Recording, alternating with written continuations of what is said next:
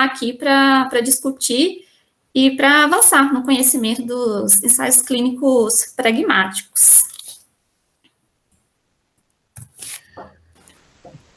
Obrigado pela apresentação, Jane Poli, foi muito esclarecedora aí e importante. Eu acho que a gente fala muito aí, né, que todo estudo clínico ele é pragmático, né, porque não é que um é separado do outro, né, a questão é num contínuo, você pode ir mais para um lado ou mais para o outro, né. E eu acho que ficou bem claro aí a questão das diferenças e foi legal vocês darem um exemplo do que vocês estão tocando, porque aí se a gente consegue ver melhor na prática aí, né, dentro da pergunta clínica que vocês estão respondendo. Bom, agora é o momento que a gente abre para discussão mesmo, né, dúvidas pode ser aplicada ao estudo das meninas, tá, pessoal? E assim, eu acho que a primeira coisa que eu queria abrir aí a discussão é mais em relação a assim, como que uma das escolhas do pragmático é quando você não quer muito explicar o mecanismo de ação da intervenção, você não está controlando para ter certinho o mecanismo de ação. Você está vendo a eficácia daquela abordagem ali, né? Incluindo co-intervenções e tal. Porque se você for ver mecanismos de ação específicos, você tem que controlar talvez o tempo dentro de um mecanismo de ação que tem um potencial de ação ali, senão você não consegue o mecanismo de ação proposto, né? Tem a questão da dosagem, e não só de tempo, né? Frequência, volume, com intervenções você acaba perdendo um pouquinho. Será que o que fez, né, eficácia ali foi o exercício ou foi outra co-intervenção, medicamento, né? Então, mais do que isso, vocês estão procurando saber dentro do serviço ali, no caso, essa telereabilitação, né, utilizando recurso, se isso está efetivo dentro do sistema de saúde ali real, usual, né? Então, isso é muito legal. Acho que, e também vocês estão vendo aí, acho que é a Jane que está olhando mais a questão econômica, não é, Jane? Sim. Então, acho que é sensacional e é o que eu tenho batido muito aqui, né, com os meninos aqui, que a gente tem que poupar tempo e dinheiro, né? Então, é tentar fazer pesquisas que vão contribuir com a prática clínica aí para diminuir custo, aumentar o benefício para a população, dentro, né, num quadro epidemiológico. Então, tem tudo a ver com o que a gente tem defendido. Então, parabéns aí para vocês, né, primeiramente. E é um prazer ter as duas aqui e ver vocês falando com tanta propriedade, tá? Ô, Vinícius.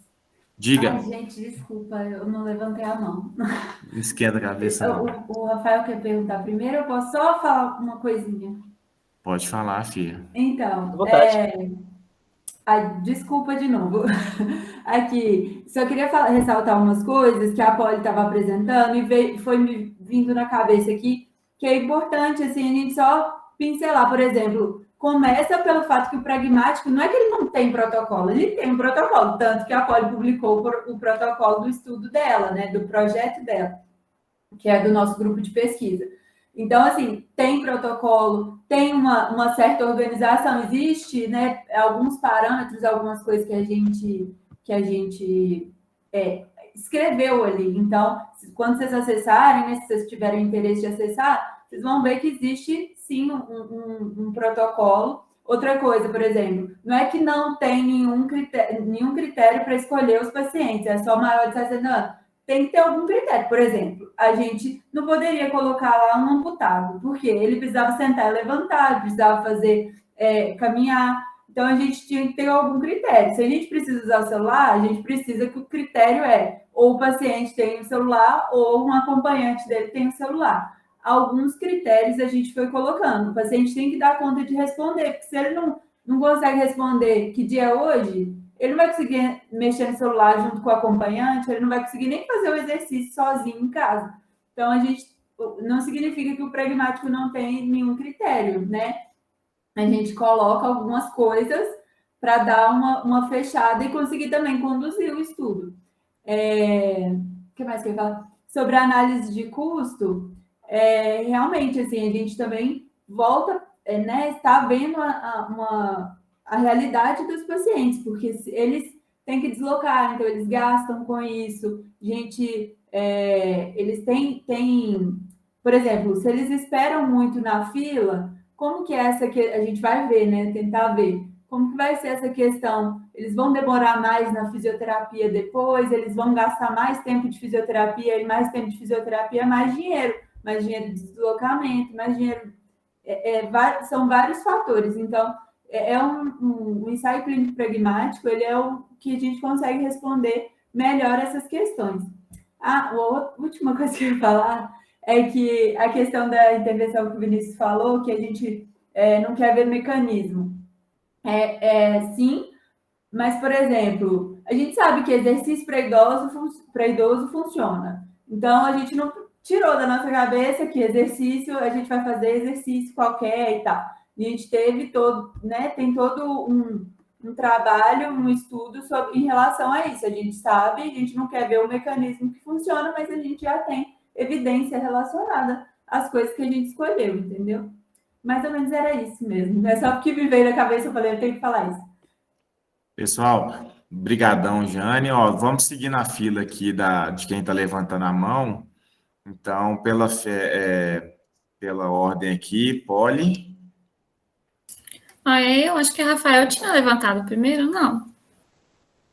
Pode falar, não, então, Rafa. Eu mudei a minha pergunta, tirei a mão, coloquei de novo, pode falar, Poli.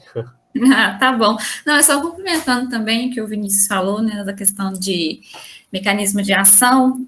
É importante também a gente falar da questão da medida dos desfechos, né? Porque para a gente ver o mecanismo de ação também, a gente tem que ver o que é o final, né? Qual que é o desfecho. Então, assim, os nossos desfechos são muito globais, porque a nossa população, né, é heterogênea, então a gente não poderia ter, por exemplo, uma medida específica. Então, a gente escolheu medidas mais globais. Então, isso também influencia. Então, a gente tem o isocinético, que a gente avalia, né, a potência ali do quadríceps depois da nossa intervenção. Não é isso. E outra coisa, a questão da implementação na prática clínica. Então, às vezes, a gente faz um ensaio clínico muito distante da prática clínica, né? Então, para a gente implementar, colocar isso em prática depois, é difícil. Então, o ensaio clínico pragmático também vem por causa disso. Então, são instrumentos que a gente pode usar na prática clínica depois. É mais fácil do clínico aplicar a intervenção depois. Então, o ensaio clínico pragmático também tem essa característica. Obrigado, Poli. Seguindo aqui, Rafa. Primeiramente, pessoal, obrigado aí pela apresentação, vocês apresentaram muito bem, falam muito bem, não? Tinha anotado algumas dúvidas aqui com relação ao estudo que eu fiz antes, mas a apresentação de vocês foi muito boa, eu já tirei algumas. Queria falar que também eu sou mais novinho aqui, né? Sou acadêmico, cheio de doutorado, mestrado aqui, então algumas das minhas perguntas podem ser meio bobinha, mas porque realmente eu tive. Com relação a essa questão do estudo pragmático, vocês falaram que é basicamente, pelo que eu entendi, é basicamente um espectro, né? Entre um estudo tradicional e um estudo sem controle nenhum, digamos assim, como se fosse um espectro. Só que essa ideia desse espectro não... o fato de ter um follow-up em menor quantidade, menos intenso, não poderia ser considerado, não tem que ser considerado um formador de viés também no estudo? E essa é a dúvida que eu tive com relação a essa questão. Depois eu falo outras. Quer que eu fale? Eu posso responder. Depois, se a Jane quiser complementar alguma coisa. Então, Rafael, realmente é um espectro mesmo. É um contínuo. Então, pode ter características mais pragmáticas ou características mais exploratórias. Essa questão do follow-up, você vai ter que decidir de acordo com o que você está vendo, né? E qual que é a sua pergunta. Então, depende. Então, você escolhe o seu follow-up. E não quer dizer que você, tendo muitos follow-ups, também não vai ser pragmático. Porque se aquela intervenção que você está fazendo na prática clínica é avaliada todo dia, por exemplo, então, o ensaio clínico pragmático, se você avaliar todos os dias, fazer uma avaliação diária, não vai ser totalmente exploratória. Então, não tem um certo, não tem um errado. Depende da sua pergunta, depende do seu estudo. E não sei se você conseguiu entender, né, do que eu estou falando. Mas se a Jane também quiser complementar alguma coisa, se não ficou claro o que eu disse, mas eu acho que é nesse sentido, Vinícius também.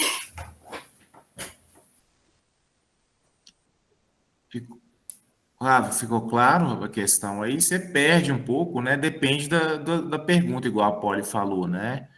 Tem perguntas que você não precisa controlar tanto a questão da a frequência de follow-ups aumentada, ela não é tão importante porque você não quer, né, saber detalhes, né, em relação, talvez, à intensidade, né, o tempo necessário para tratar ali. Então, tem uma pergunta que é maior do que isso. Então, você pode, dentro de uma prática mais usual ali, considerando tudo aquilo que interfere ali, está respondendo sua pergunta. Ficou mais claro, Rafa? É uma coisa assim, é um viés que é considerável positivo no caso do pragmático, entendeu? Entendi.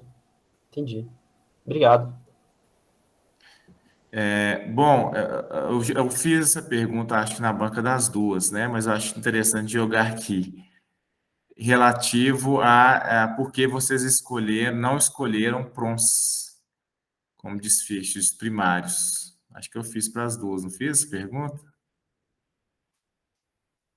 Acho que foi para a Polly? Acho que foi para a Polly ou para a Jane? Uma das duas, então. Para mim, não. Eu não estou essa pergunta, não. Fiz. Não, surgiu essa pergunta. É porque é o seguinte, na época, eu perguntei assim, né, que vocês estavam muito relacionados ali à questão da capacidade física, né? O TUG e tal, né? E da sentar e levantar. E aí eu perguntei se não seria interessante vocês também escolherem desfechos clínicos, né? Que seriam ali avaliando desempenho, usando um questionário, por exemplo, que poderia, inclusive, aumentar o impacto da publicação de vocês, né? Que, às vezes, revistas clínicas gostam do desfecho clínico, né? Ainda mais por se tratar de um estudo pragmático. O que vocês acham disso? Vocês responderam, não sei qual das duas não, mas responderam. Tomara que tenha sido a Jane. Mas aqui, não, mas é o seguinte, a gente tem vários desfechos, né? A gente tem os desfechos primários e temos os desfechos secundários. Os primários, que é o TUG e o sentar e levantar.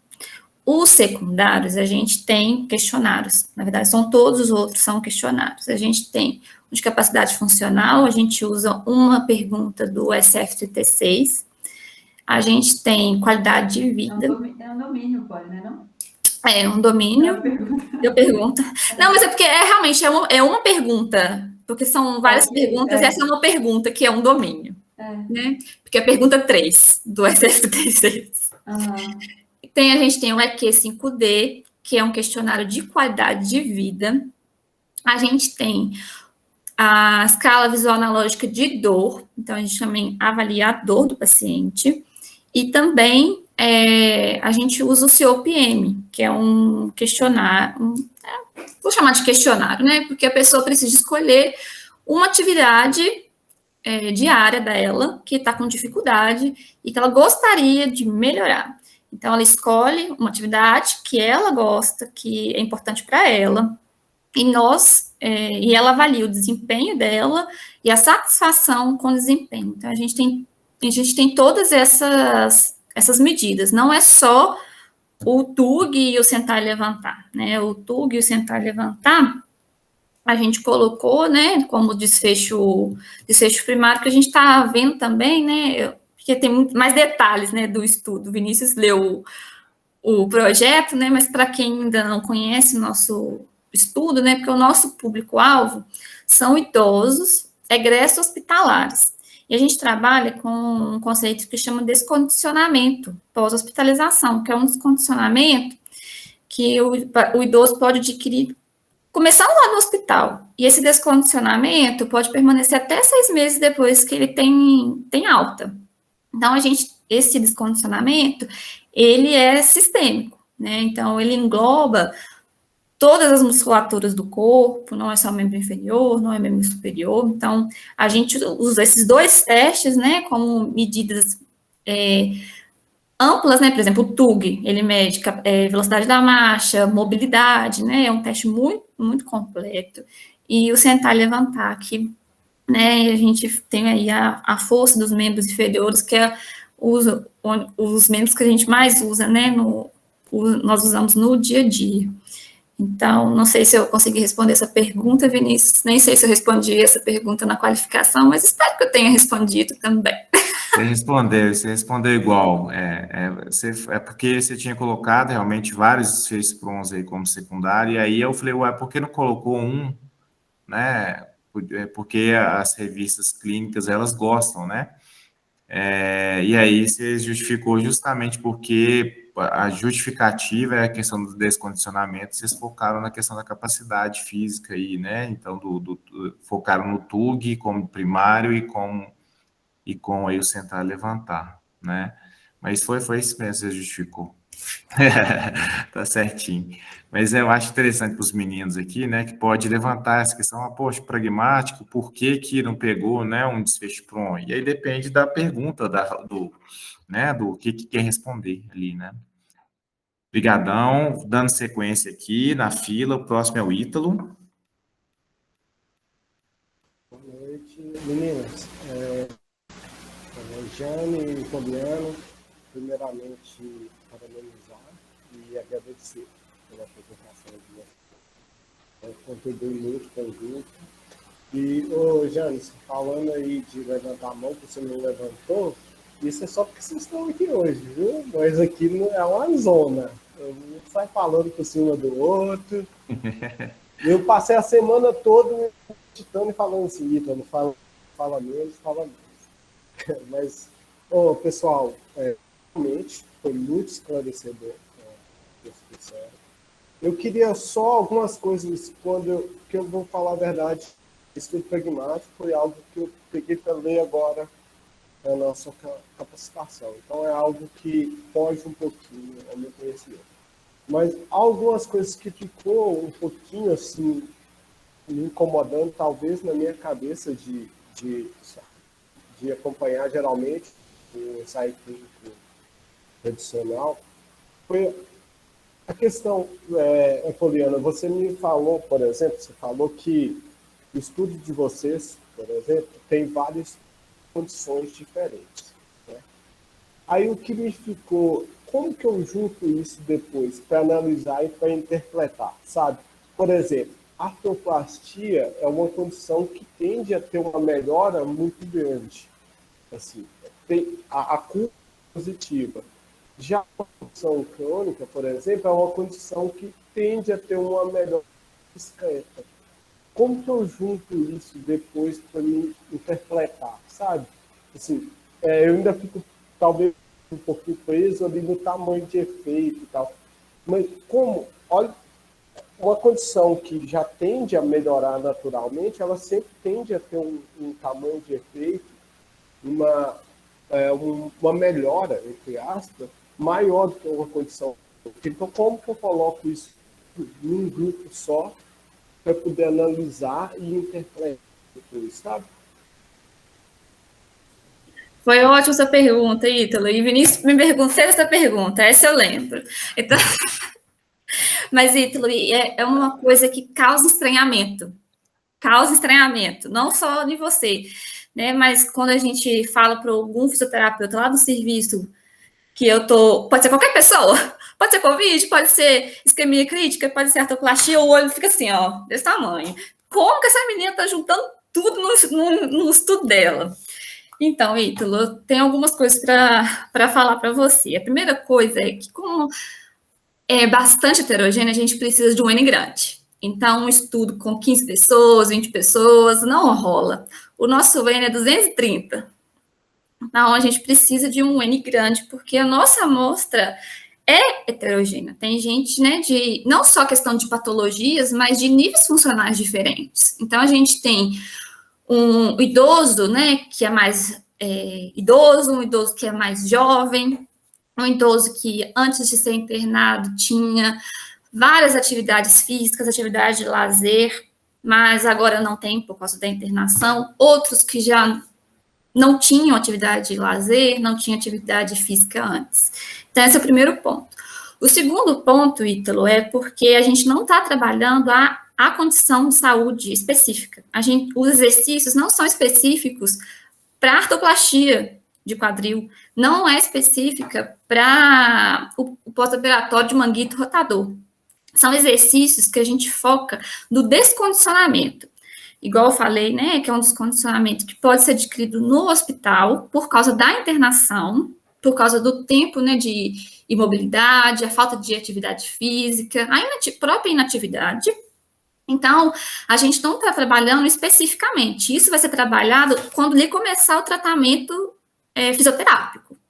Isso é o antes dele iniciar o tratamento fisioterápico, enquanto eles esperam. Enquanto eles esperam, eles estão fazendo alguma atividade que trabalha todas as musculaturas, né, as principais musculaturas do corpo. A gente tem exercício de membro inferior e membro superior, mas que não é específico para condição de saúde. São exercícios globais, são exercícios voltados para a questão do descondicionamento, e não específico da condição de saúde. Entendeu? Sim. Eu entendi, concordo, só que eu ainda fico um pouquinho...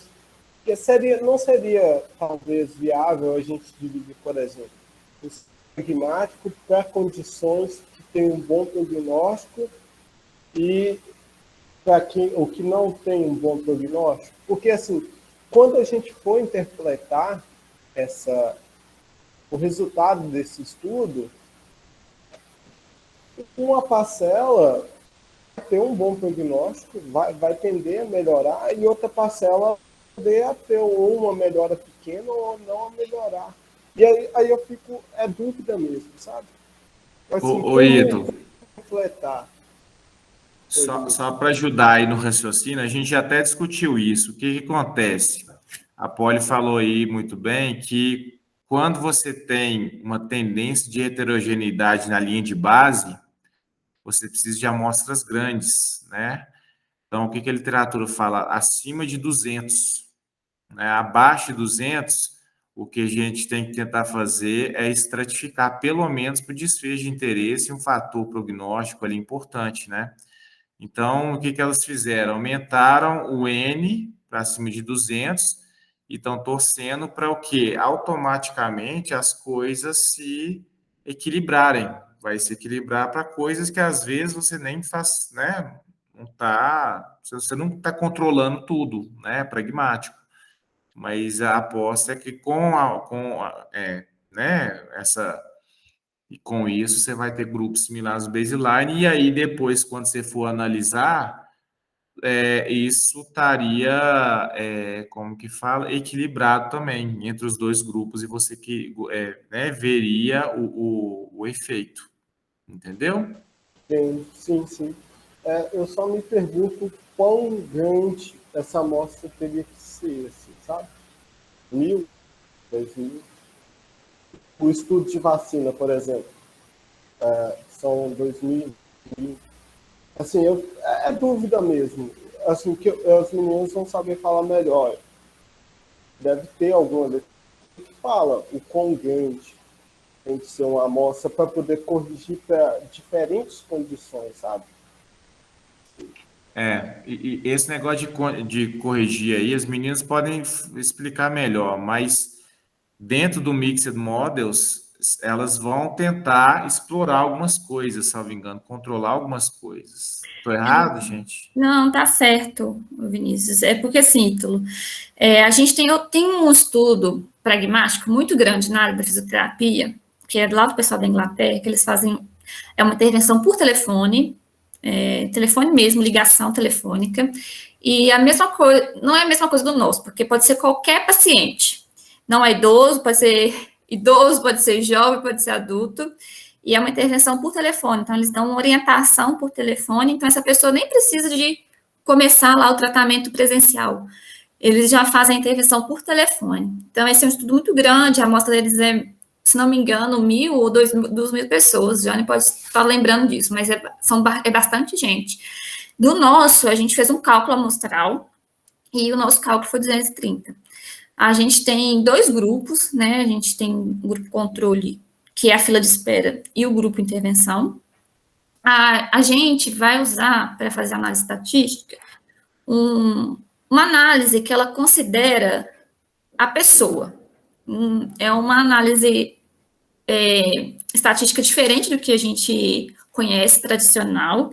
É um modelo misto, porque a gente tem pessoas diferentes, com características diferentes, igual você, né, ressaltou, e essas pessoas ficam tempos diferentes. Então, tem gente que fica 15 dias, tem gente que fica 30, 45, 60, 90, cento e tantos dias com a gente.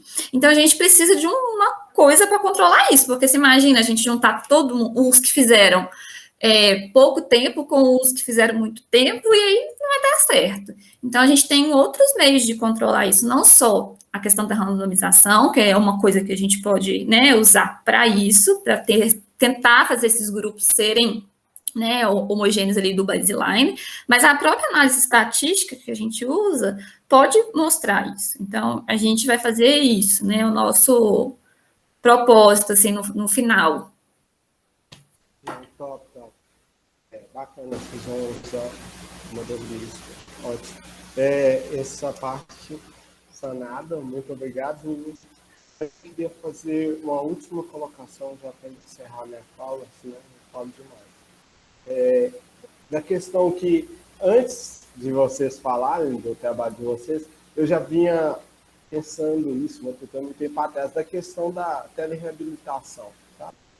De que mais importante, talvez, no Brasil hoje, da gente saber, não mais importante, mas um ponto primordial, além da gente saber o efeito, é a gente saber o quão aplicável é pela população que a gente tem.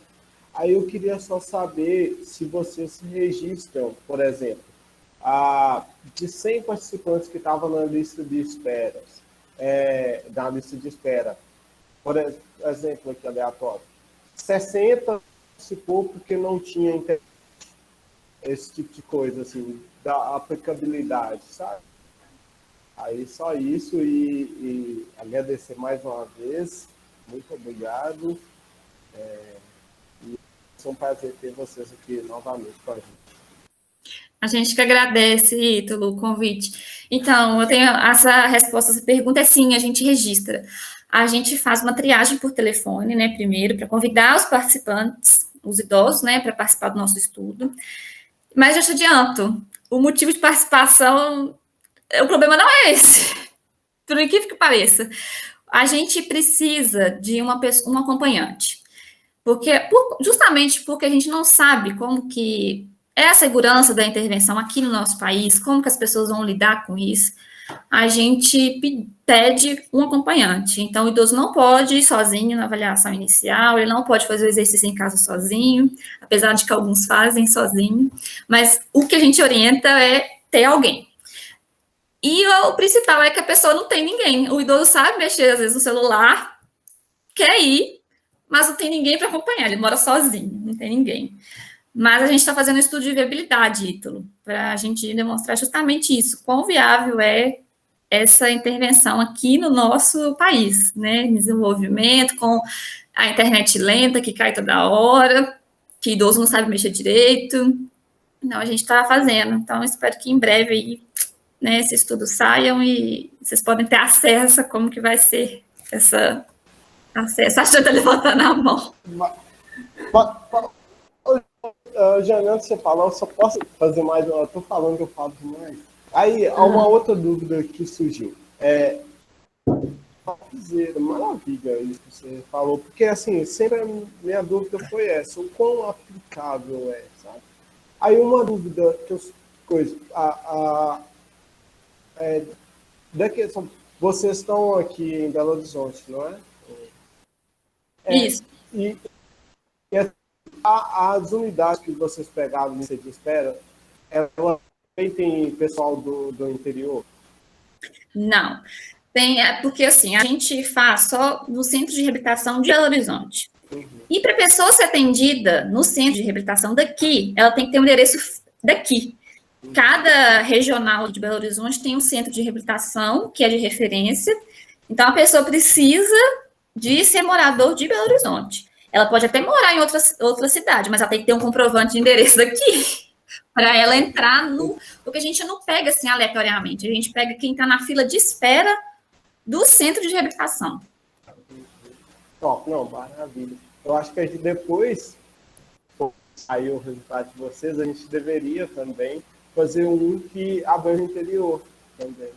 Porque o que eu te falei de não ter internet é porque eu, por exemplo, sou do interior, sabe? E aí eu convivo com um monte de gente que está numa área rural que não tem acesso à internet, à telefonia, essas coisas. Então, com o texto de vocês aí, Vinícius, ó, a gente poderia fazer um próximo aí, todo mundo chamar as meninas com a experiência delas e fazer um que abranja, que tenha o interior também.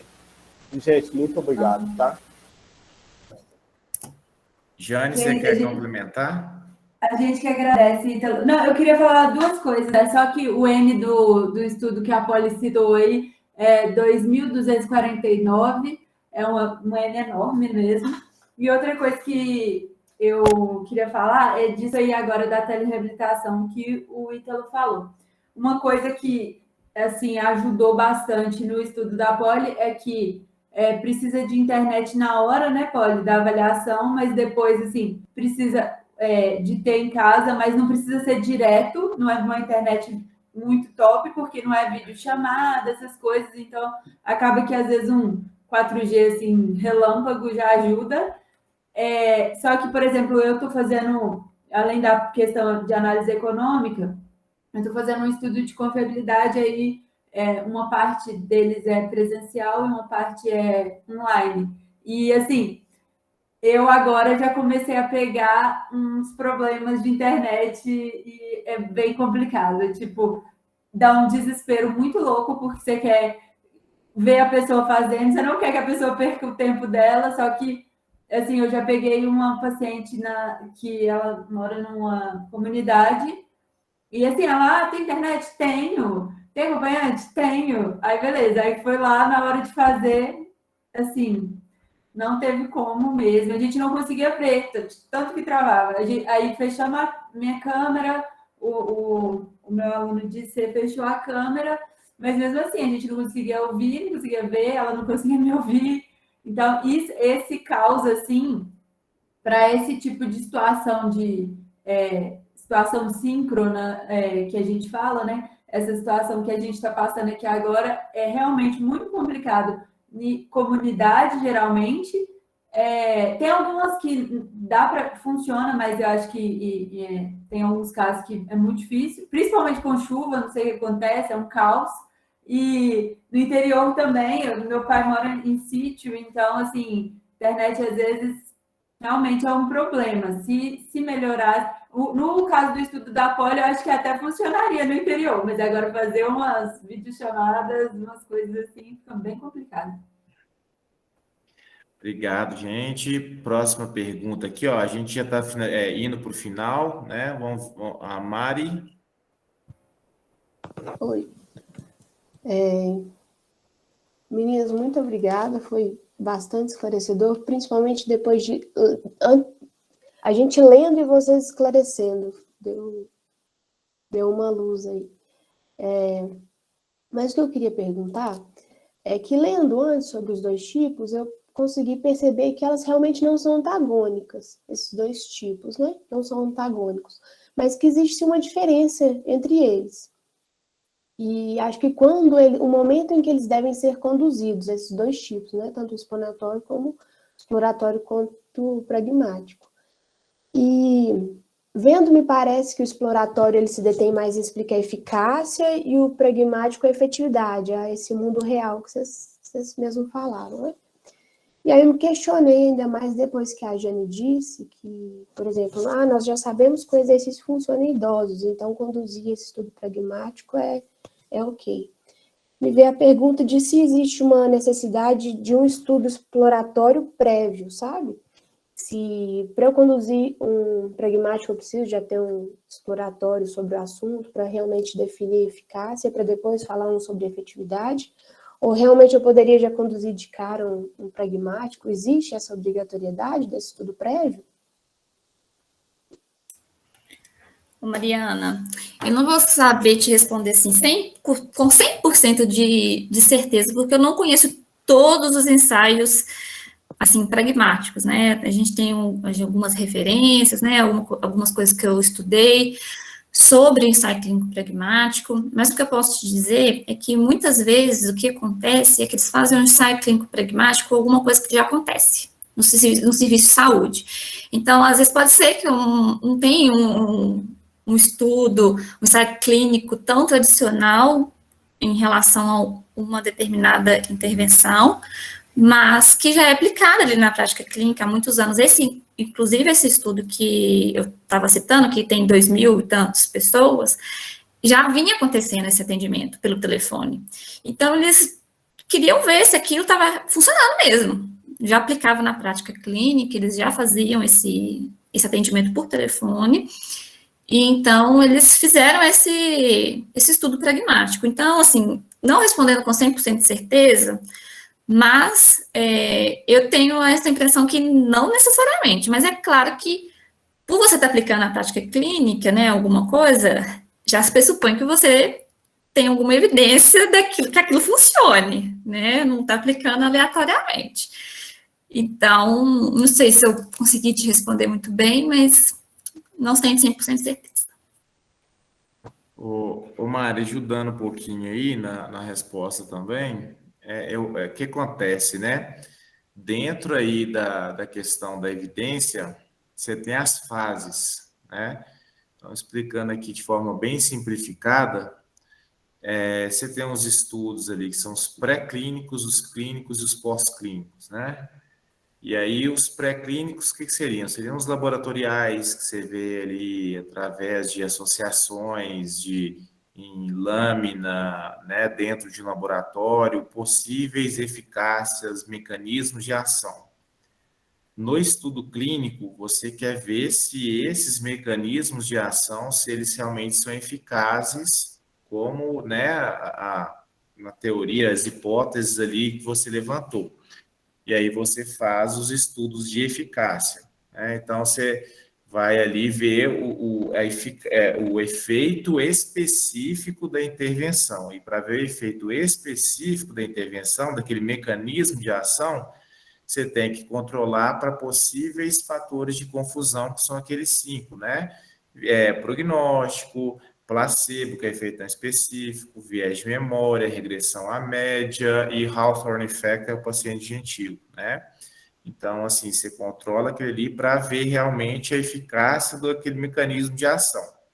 Ok, foi eficaz, mas aí o que acontece? Igual os meninos falaram, pode ser que em uma situação ótima funcione, mas numa situação usual, real da prática clínica não funciona, ou, né, não se justifica o custo, e aí então você tem né, aí você começa a ver, tem os estudos de inferioridade, não inferioridade ou de superioridade, efeitos adicionais e de efetividade aí, incluindo pragmático, que você vai para a realidade, né? E aí você quer ver se está funcionando aquilo ali. Então, você já ir direto, pensa comigo aqui, é como se a gente pegasse o kit COVID e já testasse tudo lá na prática clínica sem você ter essas coisas primárias, o estudo pré-clínico primeiro. Então, isso é muito perigoso, né? Se você não seguir a ordem, né? Então, bom, sendo bem simplista, assim, uma forma de explicar a ordem seria por causa da questão até da segurança e da pergunta clínica, para você ter uma pergunta clínica bem sustentada. Deu para entender? Sim, então no mundo ideal seria essa sequência, né? Porque quando eu vi que um falava sobre eficácia e outro sobre efetividade, então já existe uma sequência aí para conseguir responder isso, né? O ideal é que a gente use intervenções que são eficazes, né? Pois é, porque eu fico pensando em fazer um pragmático de uma ventosa, qual seria o sentido, né?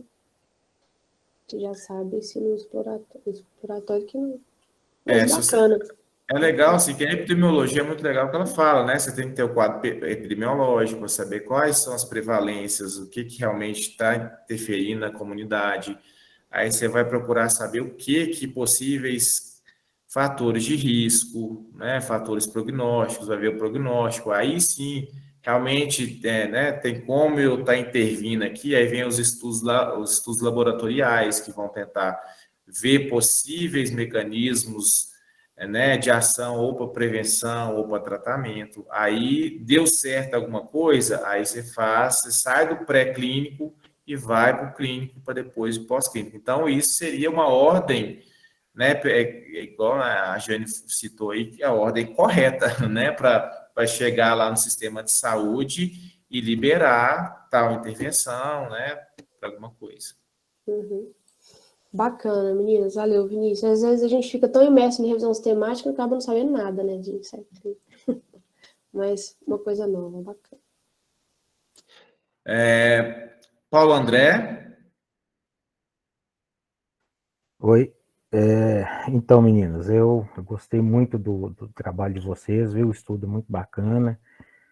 O N, no caso aí, eu que trabalho há muito tempo atendendo na clínica, o N não é um problema, né? Encontrar sujeito, porque a fila de espera é grande, né? Para o serviço público de fisioterapia.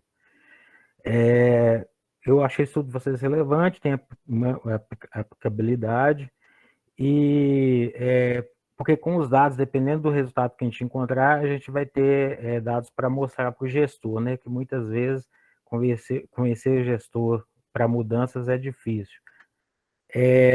Eu tinha algumas dúvidas, né? A primeira era a interpretação dos dados mesmo, mas o Ítalo fez essa pergunta, já foi respondido. Mas eu fiquei ainda com uma dúvida. O objetivo aí principal desse estudo é ver se os pacientes que tiveram a intervenção aí de vocês na fila de espera vão ter uma melhora melhor após a fisioterapia do que aqueles que não tiveram intervenção nenhuma, é isso? Mas mais ou menos. É assim, Paulo, porque a gente não tem controle de quanto tempo que essa pessoa vai ficar no nosso estudo. Tem gente que fica uma semana, tem gente que fica 15 dias, tem gente que fica um mês, tem gente que fica 4 meses, né? Igual eu te falei. Então, o que a gente fez? Acho que eu me perdi no raciocínio aqui, que eu fui explicar outra coisa, né? Mas o que eu queria dizer é que como a gente fez, né? Lembrei agora essa pergunta, voltando à pergunta, do nosso objetivo. Como a gente não sabia o tempo, né, que esse paciente ia ficar realmente na fila de espera, e cada um fica de um tempo diferente, o que a gente fez? A nossa hipótese não é de melhora, a nossa hipótese é manutenção. Então, a gente espera que esses pacientes que passarem por esse programa com a gente, né, os que participarem, fizeram os exercícios do aplicativo, durante esse período de espera, não tenham uma piora do descondicionamento.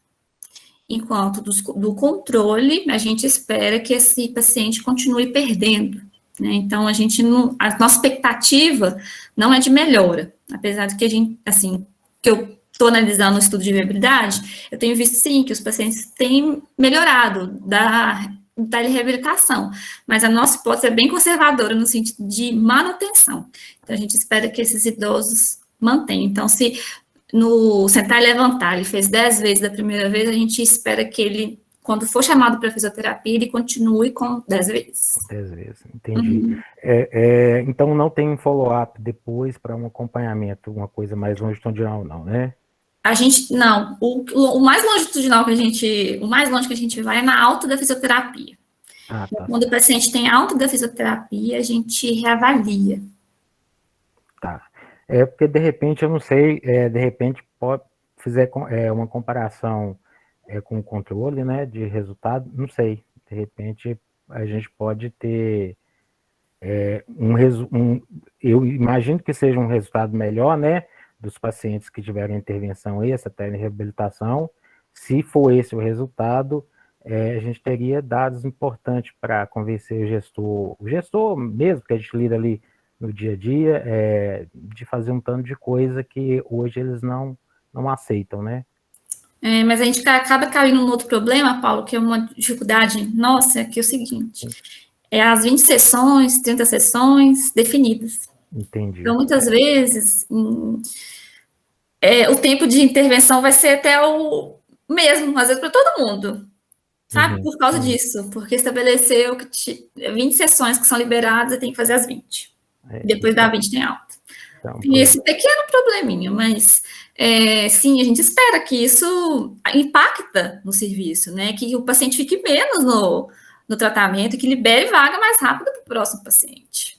E seria interessante se isso acontecesse, né? Se fosse realmente, não fosse 20 sessões certo, 30 sessões já definido desde antes do paciente começar, seria interessante até pela questão do custo mesmo. Era uma coisa que eu esperaria se não tivesse esse porém aí, de que muitas vezes o paciente já vai por mais que ele melhore antes, que ele, por exemplo, com, sei lá, 15 sessões ele já estaria bem, ou com 20 ele já estaria bem, ele vai ficar até as 30. Uma questão que acaba acontecendo, assim, pode ser que também, não sei se a gente vai ver isso, é que o paciente, como os centros, eles às vezes são um pouco distantes, né, para o próprio paciente, então ele acaba, se ele se sente bem, ele acaba saindo da fisioterapia. É uma coisa que elas reclamam muito. A gente achou que a adesão, né, Poli, ia ser ruim ao nosso programa, porque a gente achava que eles não faz porque não quer, mas às vezes nem não faz porque não quer, o paciente não faz porque é longe. Então, a fisioterapia, para ele sair, para ele ficar às vezes 2 horas no ônibus, para ficar lá 1 hora ou 30 minutos, sei lá, porque às vezes chega até atrasado, então ele acaba não aderindo à fisioterapia, mas ao nosso programa a gente tem visto que está aderindo, entendeu? Entendi.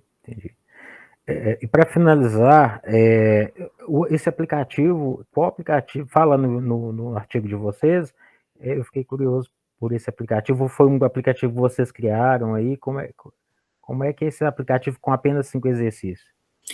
Então, não tem um artigo muito detalhado, não, o Paulo, porque é um aplicativo específico do nosso projeto, foi desenvolvido, né, especificamente para o nosso projeto, então é um aplicativo bem simples, no sentido, assim, indutivo, não tem muitos botões, não tem menu, sabe? É uma coisa bem prática, voltada mesmo para essa população que a gente pensou que é de baixa escolaridade, né, a idosos principalmente.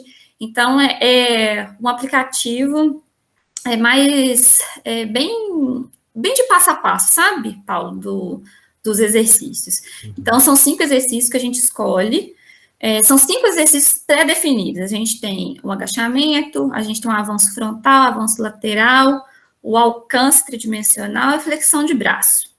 Só que dentre esses tem os níveis diferentes. Então, quando a gente faz a avaliação do paciente, a gente olha a segurança, né, do paciente, a gente olha o equilíbrio.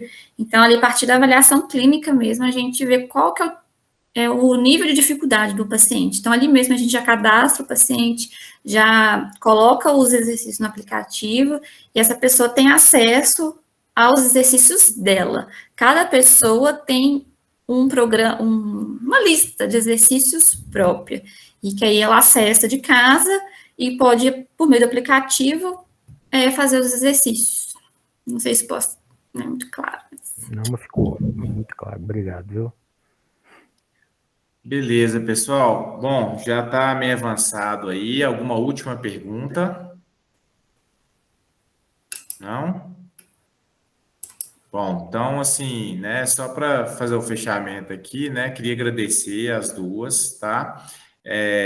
A gente, Ítalo, depois manda, por favor, aí o cronograma de capacitações para as meninas, aí se vocês quiserem participar aí, fiquem à vontade, tá? Vai ser um prazer. A gente está tentando convidar também sempre os experts, assim, que do assunto, para fazer igual vocês fizeram aí, né, e aumentar a discussão, a qualidade da discussão. E assim, acho que ficou claro para todo mundo aí, né, a importância do estudo pragmático e depende da pergunta clínica que você quer responder, né?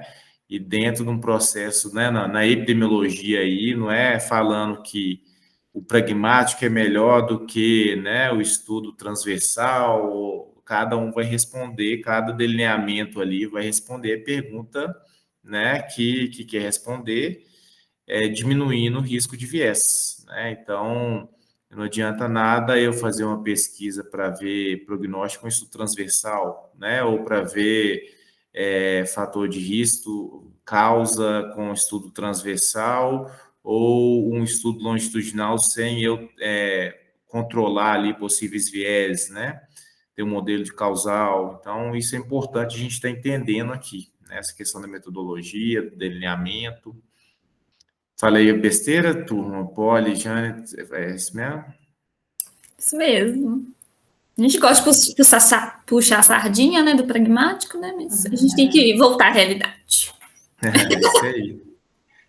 Bom, vocês querem acrescentar mais alguma coisinha? Tranquilo? Fechou? Então, tranquilo, acho que foi muito bom, né? Espero que tenha acrescentado mesmo aí para cada um. E muito obrigada pelo convite de novo, foi muito bacana. Não, foi muito legal ver vocês e como vocês avançaram aí com propriedade e muito bacana ver vocês aí trilhando só sucesso, né? E sempre vão estar aqui apoiando e qualquer coisa pode contar com a gente, tá?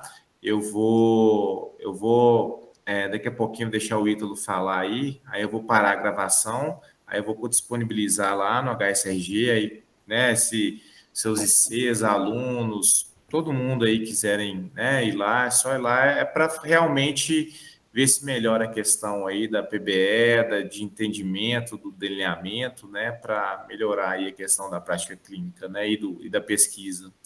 Então, brigadão em nome do grupo, foi muito bom ter vocês aí, ver